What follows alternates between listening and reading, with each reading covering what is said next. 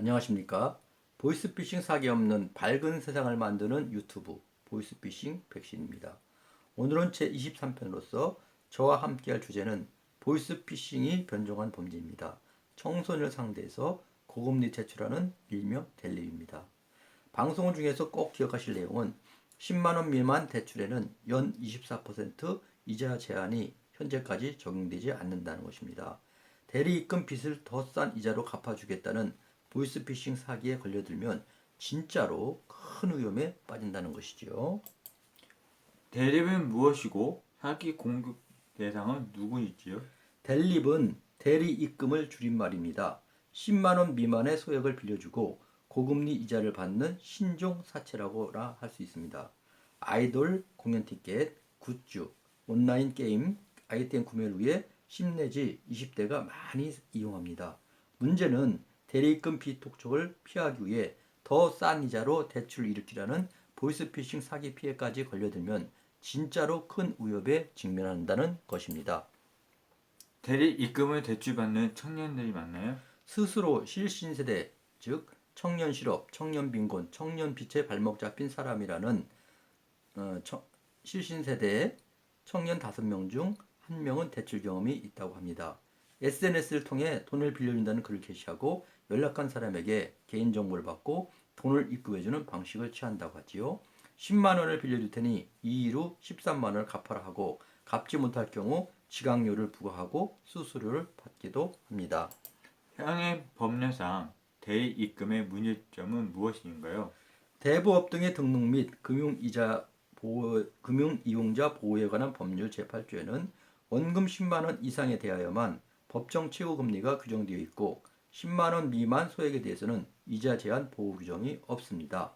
10만 원 이상에 대해 연 24% 넘는 이자 요구는 불법이고 초과하는 부분에 대한 이자 계약은 무효이며 24%의 이자율을 초과 지급한 이자는 원금에 충당되고 남은 금액이 있으면 반환 청구 가능합니다.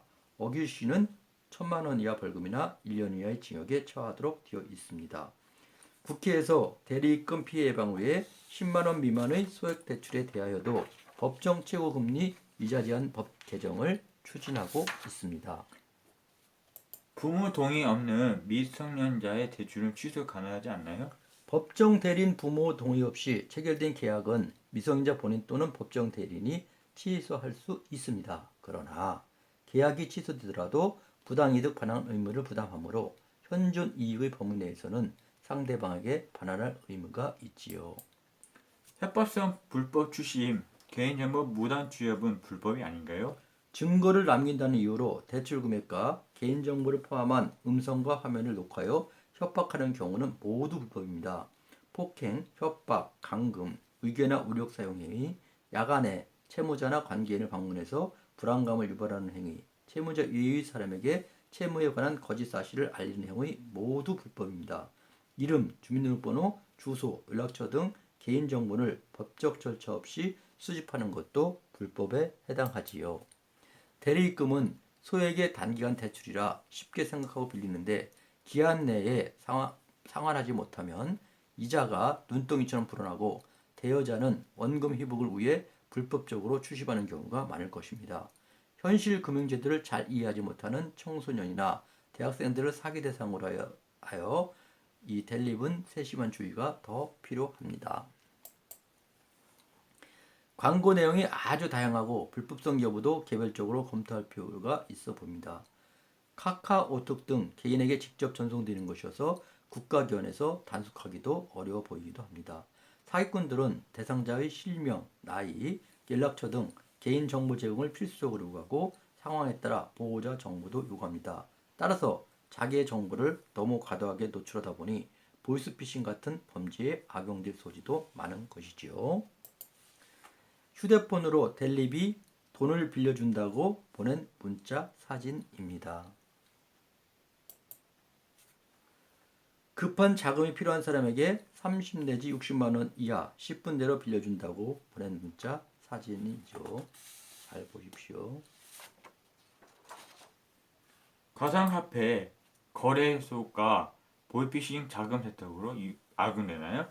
2017년에 이르러 비트코인에 대한 관심이 급증하면서 이를 악용한 새로운 보이스피싱 수법이 등장합니다. 문제되는 거래소들의 영업 형태는 출금 거부, 자금 세탁, 허위 공주 등이 다수임에도 금융의 금감원 모두 자기 관할이 아니라며 방치하고 있다는 보도가 있었습니다. 어떤 대책이 필요할까요? 정부가 가상화폐 거래소 인가제 등을 도입하지 않으면 피해자가 더욱 늘어날 것으로 우려됩니다. 더 큰 문제는 가상화폐 거래소는 비금융 사기업이므로 금융감독 당국의 직접적인 지도 감독이 어렵고 금융감독원의 피해 구제조차 받을 수 없다는 것입니다. 따라서 일정 기준 충족해야 거래소를 설립할 수 있는 인가제를 도입하고 해킹 또는 운영상 과실로 이용자에게 피해를 끼칠 경우 배상을 의무화하는 법률이 필요하다고 봅니다. 다음 시간 주제는 무엇인가요? 다음 시간에는 보이스피싱 사기를 당한 후 피해금 회복 절차와 방법에 대해서 함께 알아보겠습니다. 함께한 시간에 공감을 하시거나 힘을 실어주고 싶다면 구독과 좋아요를 꼭 눌러주세요.